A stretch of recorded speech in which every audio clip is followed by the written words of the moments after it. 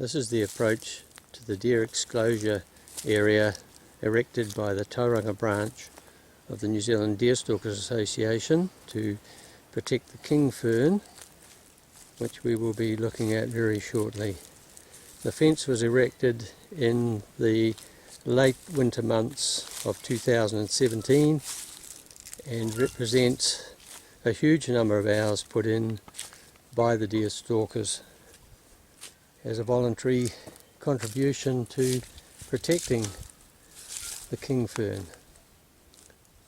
The fence is a wire and batten fence with posts around the total area and includes the gate entrance. This is the king fern, or Tassana salicina as it was botanical name. It's also called the horseshoe fern. The early Maori called it tawhiti para, or just para, and it was very much sought after delicacy in pre-European times before the potato was introduced. You can see that the regeneration is occurring here thanks to the fence that now excludes deer and pigs, and there are some good examples of the fern regenerating. There are some larger ones. The tubers you can see here extend up to a lovely canopy of king fern fronds which can stretch up to 5 metres. It's a very slow grower. It can be propagated from spores, but this is extremely difficult. As you can see, it likes to live at the entrance to caves or on shady stream banks. It grows in the southwest of the New Zealand North Island from Wanganui up. It prefers limestone soils and it is seriously threatened.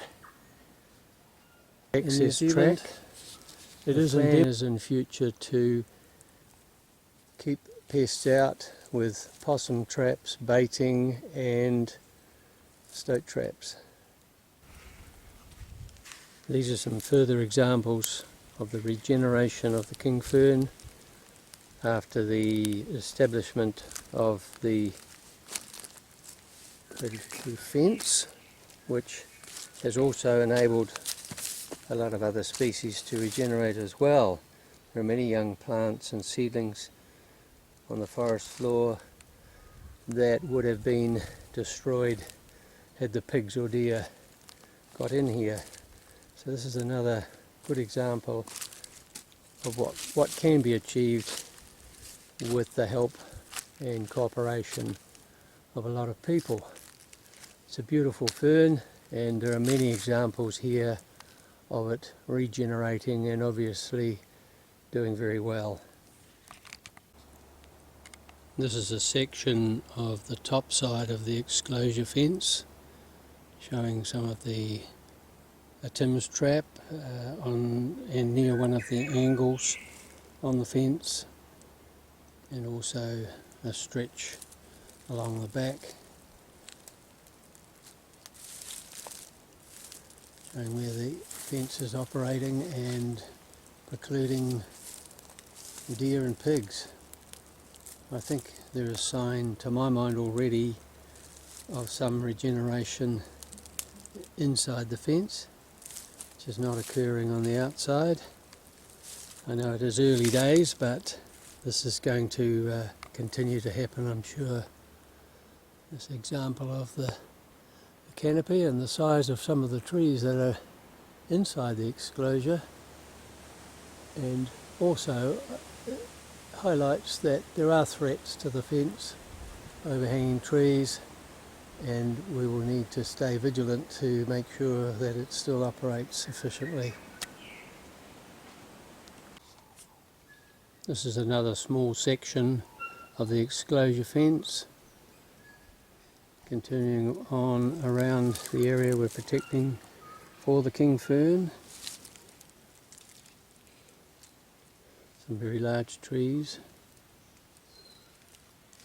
Also there has been some browsing in the area, hence a little bit of chewing here on a superjack.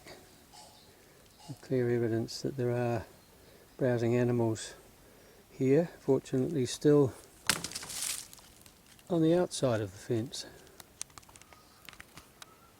This is the area through the valley floor where the fence crosses and heads up towards the entrance gate.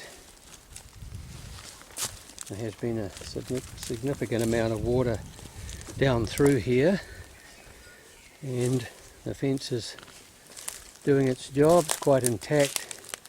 At one stage it was thought there may have been a need for a floodgate in this position, but there are no gaps under the fence and it seems to be operating perfectly.